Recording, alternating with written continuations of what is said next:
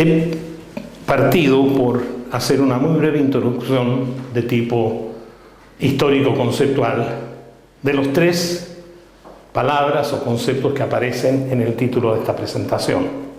de lo que entendemos por seguridad alimentaria, lo que entendemos por soberanía alimentaria y lo que entendemos por desarrollo territorial rural, que nos sirva de introducción. El concepto de seguridad alimentaria surge tempranamente a principios de los 70 de la década del siglo pasado como reacción a alzas de precio en los combustibles, de caídas en la producción de principales proveedores de granos y de otros alimentos básicos a lo largo del mundo, y surge entonces como una sensación de que íbamos a empezar por un periodo de grandes escaseces, en el sentido de que el problema de los países deficitarios de alimentos iba a ser encontrar alimentos suficientes como para poder satisfacer la demanda total de sus países. A corto andar, lo que parecía una crisis de escasez terminó siendo una crisis de sobreabundancia, y de hecho, sobre la base de las políticas de protección europeas y otros, más bien los precios de los alimentos empezaron a caer. Puede, para algunos, juzgar ingenuamente que estamos de nuevo en un ciclo parecido a la que se produjo con la crisis del 74, pero la crisis de los 90 y la crisis de este siglo en realidad tiene la convergencia de una cantidad mayor de elementos que hace que el tema de soberanía alimentaria no pueda ser abordado y visto como lo fue en aquellos tiempos, solo como un problema de disponibilidad de alimentos, sino también como un problema de acceso a alimentos. Porque no solo esta crisis se enfrenta con una tendencia al alza relativamente sostenida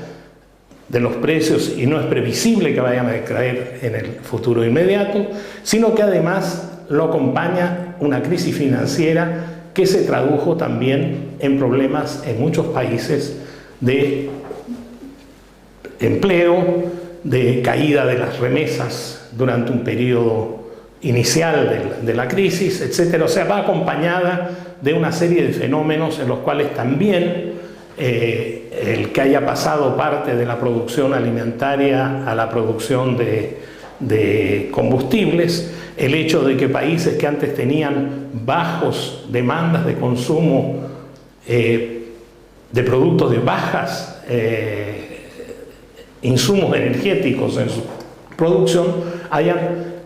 crecido no solo en términos de su demanda e ingresos, sino incluso en sus patrones de consumo.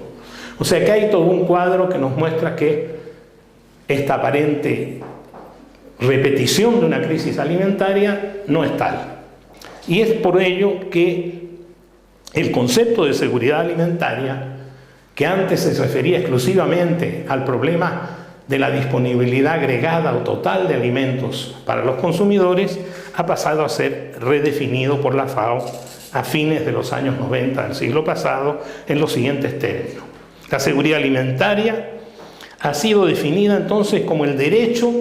de toda persona a tener en todo momento acceso, y repito la palabra acceso porque recuerden que la presión de seguridad alimentaria de los 74 era simple de disponibilidad, es decir, que hubiera bienes suficientes. Aquí no, aquí el énfasis está puesto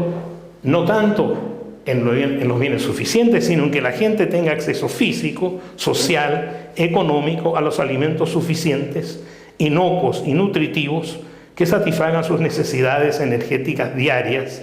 y sus preferencias alimentarias para llevar una vida sana y activa.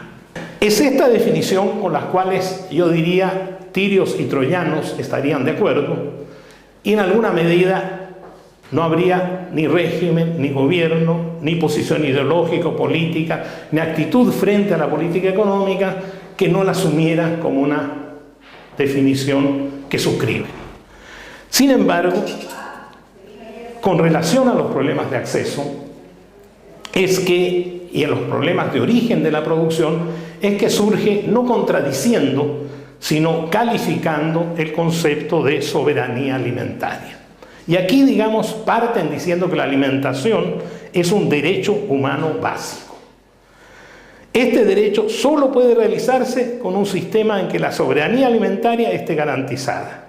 Y esta no es otra cosa que el derecho de cada nación de mantener y desarrollar su propia capacidad de producir alimentos básicos, respetando la diversidad cultural y productiva. La soberanía alimentaria, por lo tanto, aparece como una precondición de la seguridad alimentaria. Es decir, no niega o rechaza las definiciones, pero la radicaliza en términos que empieza a definir algunas condiciones, como por ejemplo, que la prioridad de la producción de los alimentos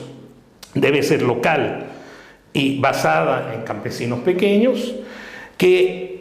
los precios justos para los agricultores deben ser parte de una política formal de los gobiernos,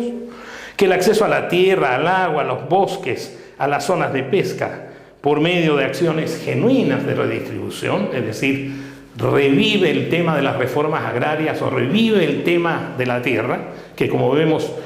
pasa a ser un tema bastante relevante, sobre todo en un momento en que muchos países están comprando tierras en países ajenos de modo de garantizar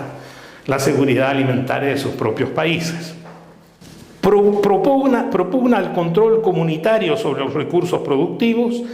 patrocina circuitos cortos, es decir, en lugar, digamos, de estos complejos que parten, digamos, desde la gran agroindustria, los supermercados y la provisión lejana de bienes que vienen desde distintos continentes, producto, por cierto, de la globalización de los sistemas alimentarios, patrocina más bien lo que llaman los circuitos cortos, que en sus versiones más extremas diría, bueno, es de la chacra al consumidor. Patrocinar, digamos, ese tipo de ajustes que han tenido bastante acogida en muchos lugares de Europa, aunque en América Latina aparecen todavía como una especie de consigna que cubre un porcentaje bastante reducido de los patrones alimentarios de la gente. El otro concepto que hemos puesto, digamos, en el título de la presentación es el desarrollo territorial rural.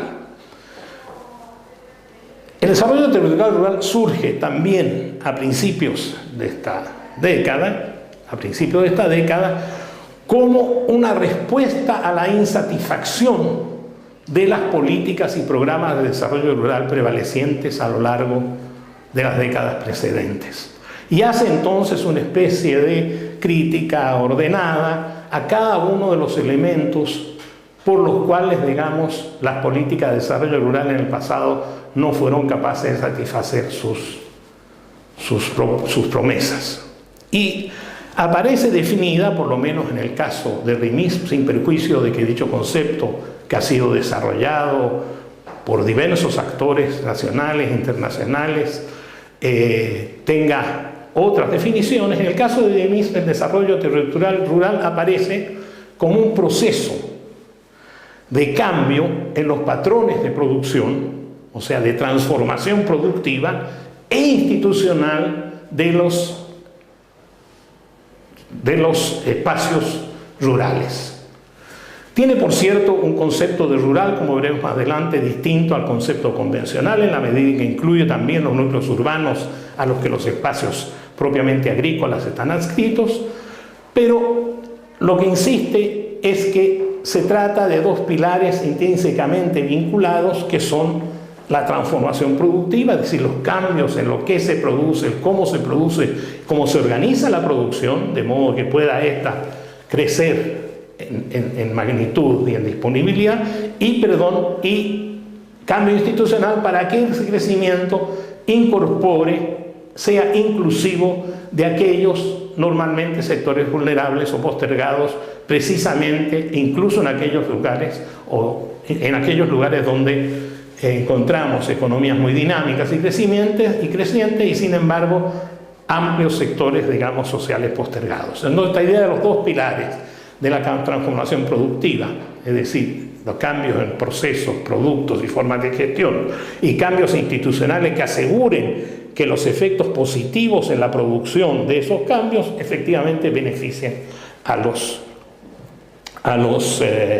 habitantes en general, pero en particular a los sectores más vulnerables. Ahora, entonces tenemos dos objetivos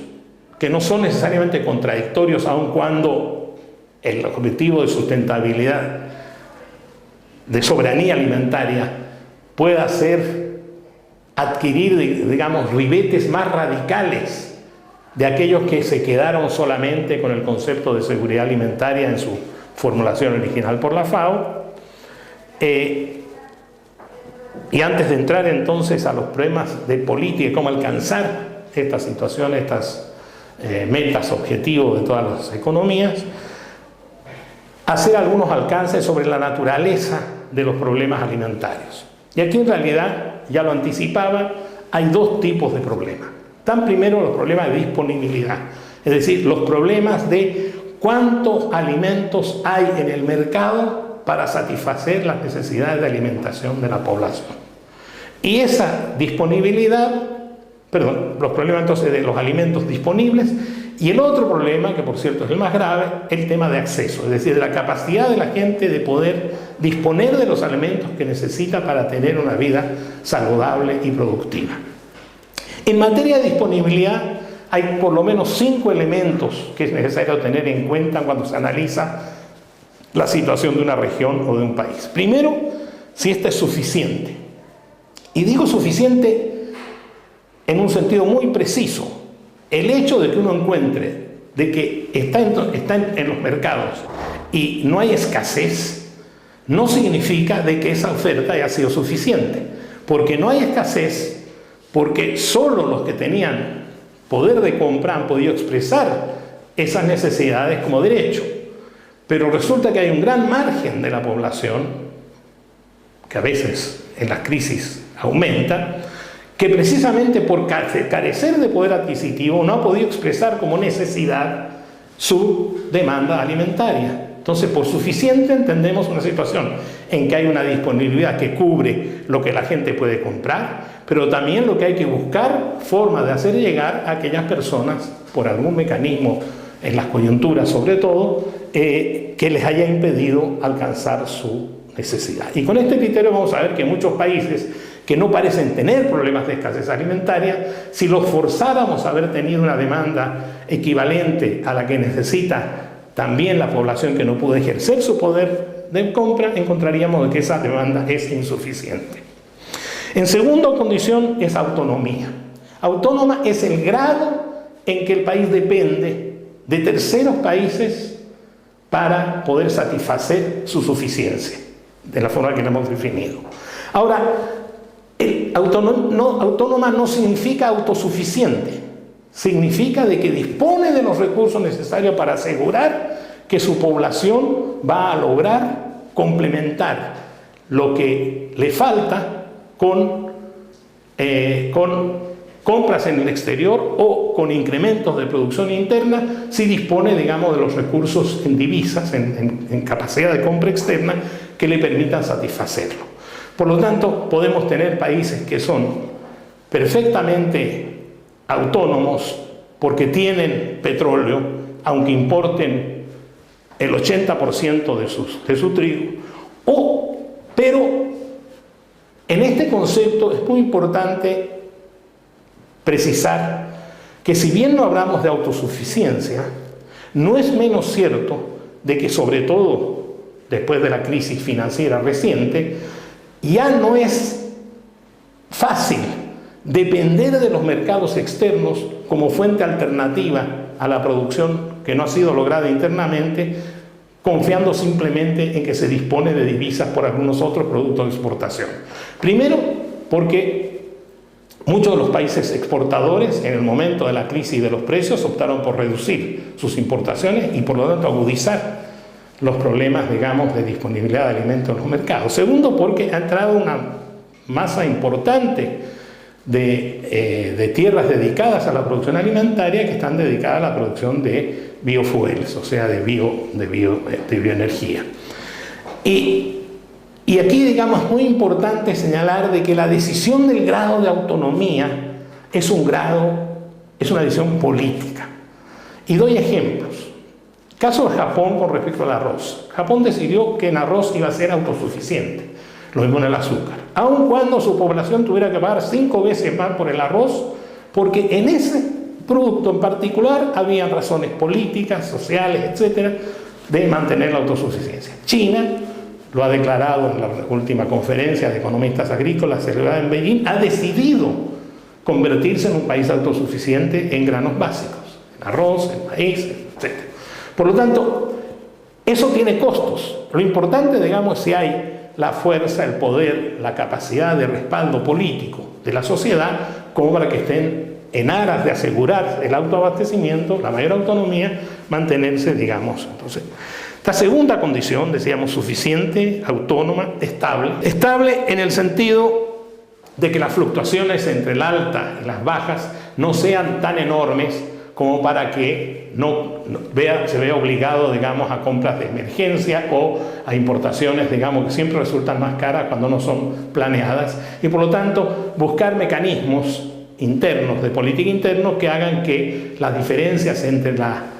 los niveles de suficiencia y los niveles de oferta no sean tan agudos a lo largo del tiempo, que den márgenes, digamos, de probabilidad de caer, que no los lleve a situaciones complejas. Sustentable no requiere de menor precisión, se trata de que los esfuerzos por alcanzar la suficiencia, por alcanzar la autonomía y por alcanzar la estabilidad de la oferta alimentaria no vayan en contra de la posibilidad de las nuevas generaciones de poder alcanzar dichas condiciones. En otras palabras, que no vayan con cargo a los recursos que van a imposibilitar que las generaciones siguientes se vean en dificultades de lograr estas condiciones. Y finalmente, inocua o saludable en el sentido de que su contenido, su forma de producción, etcétera, etcétera, no tenga, como ha ocurrido con frecuencia en muchos intentos de estimular la producción y de hacerla crecer, elementos nocivos para la salud de la gente, dando lugar a la presencia de todas estas enfermedades derivadas de la alimentación, que incluyen también aquellas en las que el agua juega un papel muy importante, empiecen a convertirse en verdaderos flagelos de las sociedades. Eso en cuanto, entonces, los problemas de disponibilidad, es decir, los problemas de oferta alimentaria global. Están enseguida los problemas de acceso. Y ahí hay dos tipos de problemas. Acceso crónico, es decir, situaciones en que hay un porcentaje de la población que de manera histórica y permanente permanece por debajo de los mínimos, de acceso a los mínimos niveles de alimentos que les aseguren un estado nutricional saludable, o transitoria como resultado de huelgas, de guerras, de sequías, de inundaciones, etcétera, etcétera, donde, por cierto, lo que hay que tener es la prevención suficiente para cubrirlas, porque desgraciadamente sabemos históricamente que una situación transitoria puede convertirse, y lo ha hecho en muchas ocasiones, en una situación de pobreza crónica. En el cuadro que están proyectando ustedes verán en qué medida primero se han logrado o no las condiciones de disponibilidad, y ahí están los países que han tenido suficiencia, autonomía y estabilidad alta a lo largo, digamos, de la década, de la segunda semana de la década pasada, y en el otro están, digamos, simplemente los países que han logrado en materia de acceso cumplir por lo menos los niveles de mínimos de nutrición establecidos por las metas del milenio. Ahora, esto, digamos, son los fenómenos de inseguridad o de, llamémoslo, o de falta de soberanía alimentaria. ¿Cuáles son? ¿Y en qué marco se plantea la búsqueda de soluciones? O no, dicho en otras palabras, ¿en qué marco se plantea la política alimentaria? Y aquí creemos nosotros que el marco es lo que hemos definido como el sistema alimentario, o sea, el espacio para la acción de la política alimentaria, tanto a su nivel macro como micro, como etcétera, es lo que hemos llamado el sistema alimentario. El sistema alimentario no es otra cosa que el conjunto de relaciones técnico-productivas, económicas y sociales que se establecen entre los agentes que actúan en los ámbitos de la producción de insumos, servicios para la agricultura, la propia agricultura, servicio para la agricultura, la producción agrícola, la producción agroindustrial, la distribución y el consumo de alimentos. Esta es, digamos, la estructura del sistema alimentario. Pero ese sistema tiene varias peculiaridades. No es comparable a otros sistemas de producción, por ejemplo la metalmecánica, o la producción de vestidos. Por dos razones. Primero, porque el insumo que utiliza, que es agrícola, está sujeto a todos los avatares que el clima le impone, y ahora, digamos, además, por los elementos que los cambios climáticos parecen amenazar. Entonces, desde el inicio ya aparece como un sistema productivo que tiene esa peculiaridad. Y en segundo lugar, porque lo que produce al final son alimentos, o sea, cosas que la gente consume y con las que tiene una relación en lo que hace a su salud, en lo que hace a su gusto, en lo que hace a una serie de cosas que, por supuesto, tienen mucho más elementos simbólicos y de peso que los que tiene, digamos, una producción de zapatos o de ropa. O sea, estamos frente a un sistema, primero, que es peculiar en términos de su origen y destino, y segundo lugar, que es muy heterogéneo, porque en cada una de estas fases, producción primaria, la producción de insumos, primero la producción primaria, la transformación agroindustrial, encontramos empresas que van desde las grandes empresas transnacionales hasta las microempresas familiares locales, en cada una de estas funciones. Y por lo tanto es una estructura muy heterogénea y muy asimétrica en términos del poder que tienen cada uno de estos elementos de la cadena para poder satisfacer, digamos, sus expectativas en el proceso de participar en la producción. Y esta política, es decir, ¿qué tipo de política? Una vez que la estructura productiva es el marco en el cual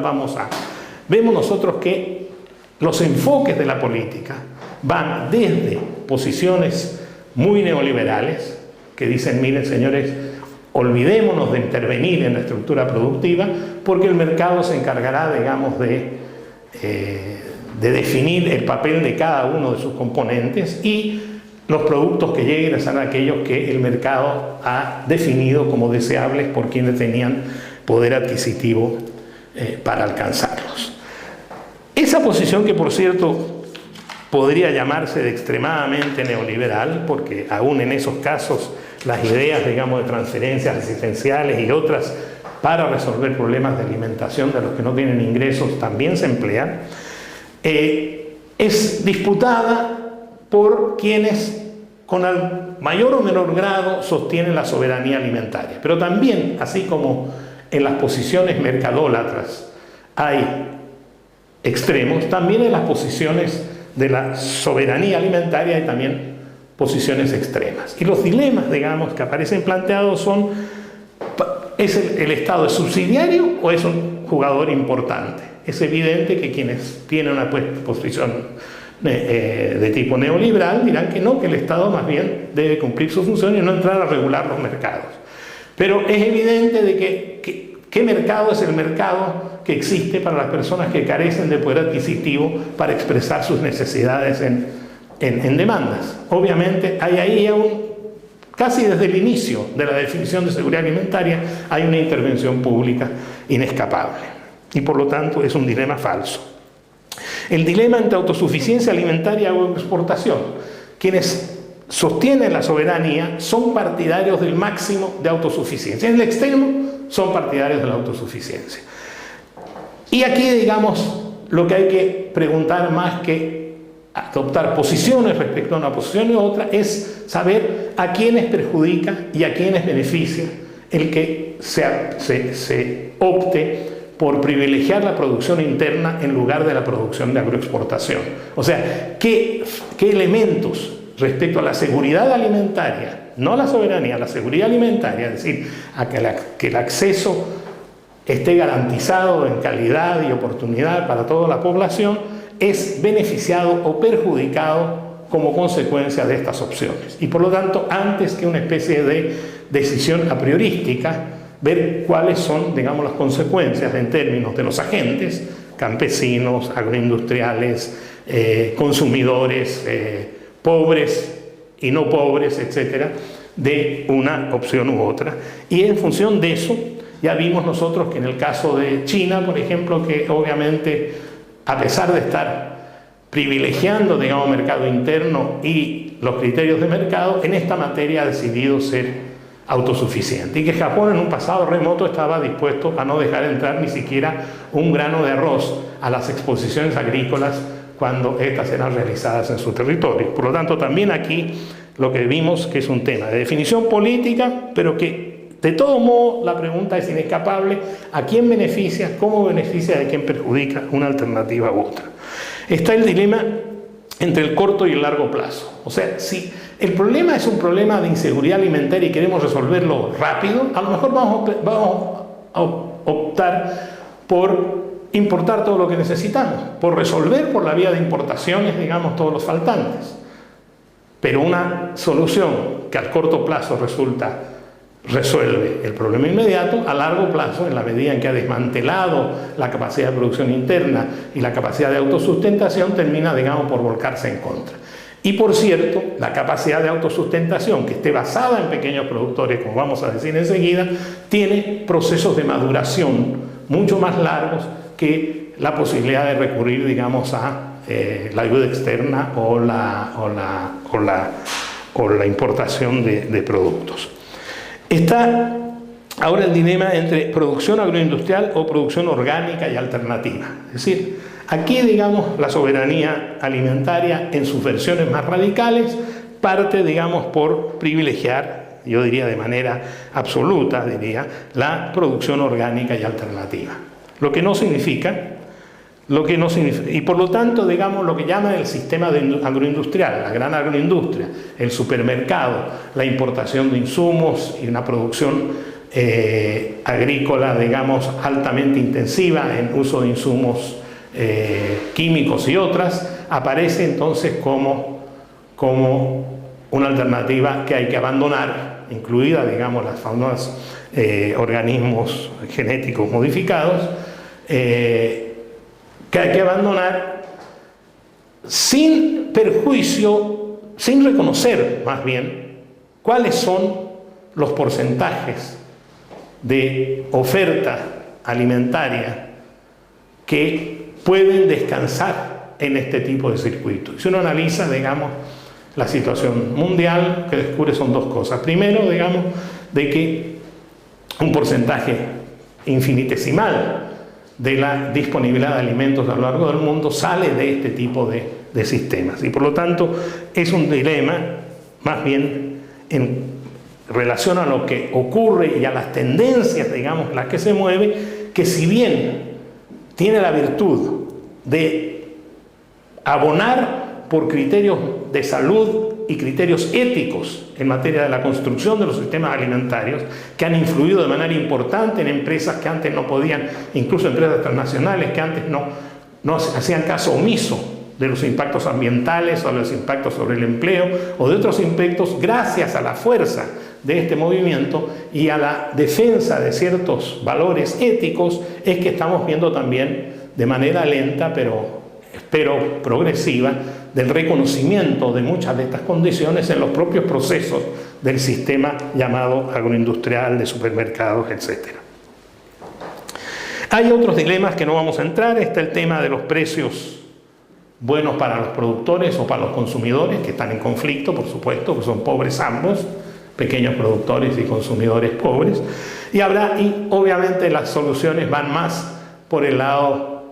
de la tecnología y sobre todo por la fuerte intervención, digamos, del Estado en el fortalecimiento de los elementos de innovación en los procesos de producción agrícola, de modo de conciliar este aparente dilema. Y también hay, con frecuencia, un rechazo a la ayuda alimentaria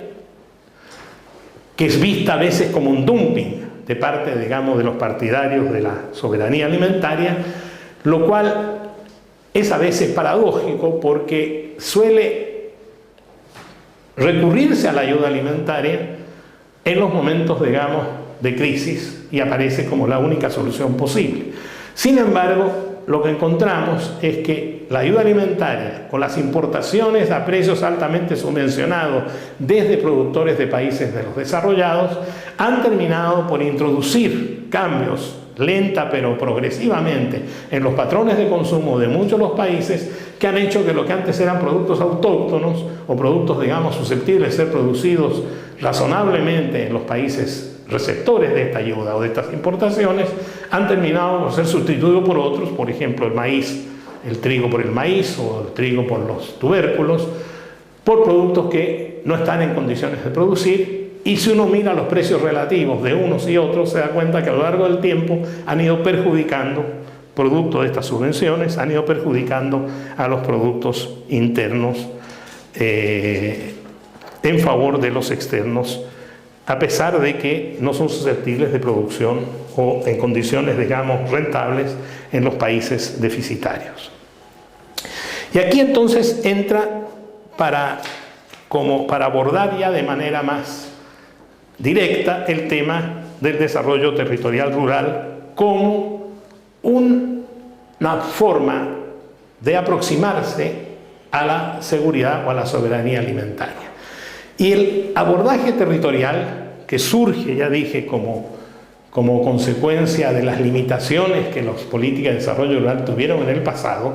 aparece como una oportunidad de definir un espacio funcional precisamente para alcanzar muchas de las tareas y objetivos que la seguridad y la soberanía alimentaria en sus versiones menos extremas o incluso en las extremas aparecen como muy fundamentales. Es obvio, digamos, de que el papel clave pasa a tener, porque es otro de los dilemas, privilegiamos, digamos, a la gran empresa agrícola o a la pequeña agricultura. Y en ese dilema, si la seguridad alimentaria está en juego, no hay ninguna duda, digamos, de que hay que privilegiar la pequeña producción familiar por dos razones. Primero, porque es ahí donde encontramos los problemas de subnutrición más importantes, y en segundo lugar, porque son productores preferentes precisamente de los productos básicos de las canastas populares. Entonces, la posibilidad entonces de poder adecuar las políticas a la idiosincrasia de los territorios, que es donde las potencialidades agroeconómicas son particularmente contrastantes entre un lugar y otro, aparecen como muy fundamentales, y es donde la agricultura familiar en alguna de sus estratos juega un papel importante. No solo eso, sino que también nos permite a ese nivel tener políticas diferenciadas por tipo de familia rural o por tipo de agricultura familiar, que van desde la subfamiliar, digamos, en que básicamente lo que busca es mejorar los niveles de autosuficiencia, hasta las unidades que son perfectamente mercantiles y que pueden entonces hacer aportes a los mercados de alimentos de cierta significación. Pero es mucho más fácil a nivel territorial que a nivel central poder efectivamente proceder a una política diferenciada por tipo de productor y por tipo de territorio. En segundo lugar, porque el tipo de demanda tecnológica que surge de parte de los pequeños productores pasa a ser también muy dependiente de sus características, del tipo de pequeños productores de que estuvimos hablando y del tipo de condiciones que ese territorio enfrenta. El estudio que ha hecho RIMIF sobre pobreza, sobre variaciones, digamos, en la pobreza, muestra claramente que hay un número determinado de municipios rurales que concentran el grueso de la pobreza y que hay, por lo tanto, y que esos municipios tienen características particulares en que la búsqueda, digamos, de superar la pobreza y usar la política alimentaria como uno de los instrumentos, digamos, que contribuye a eso, aparece, digamos, como orientando el tipo específico de necesidad a utilizar. Y está enseguida el tema de los mercados. Y aquí los mercados se caracterizan en general por procesos crecientes de integración en el mundo rural, desde mercados muy locales a mercados en que ya se integran, hasta mercados en los núcleos urbanos cercanos, donde se ha consolidado buena parte de la distribución. Y aquí los mercados de alimentos locales, en la medida en que se quiera impulsar con mayor fuerza el rango de amplitud de los mercados, hay, digamos, una serie de inversiones en mejoramiento de la calidad, condiciones, etcétera, de los mercados locales que son específicos de cada uno de los territorios y pueden entonces ser abordados de esa manera. Ahora, un quinto elemento central del enfoque territorial son los vínculos entre los núcleos urbanos y el espacio que llamamos el hinterland, el espacio donde se hace la explotación de los recursos naturales, agrícolas, mineros u otros. Es el vínculo entre el núcleo urbano y ese espacio el que tiene que ser casi el eje de la política de seguridad o de soberanía alimentaria. Y el eje por varias razones. Primero, porque muchos de los elementos de innovación, etcétera, que surgen en la producción primaria van a depender de los insumos, tecnologías, materiales, etcétera, que van a estar en los centros, en dichos centros urbanos, y es a partir de ahí, digamos, donde muchos de los elementos tecnológicos y otros van a incidir en la propia producción primaria. Pero además porque la solución de sus problemas alimentarios, en la medida en que una parte creciente de esto se resuelve con productos que tienen ya origen industrial, se hace precisamente en dichos núcleos urbanos. Entonces este vínculo entre lo urbano y la parte agrorural, digamos, de los espacios territoriales, pasa a ser un espacio en el cual los criterios de análisis y de diseño deben tener un fuerte hincapié.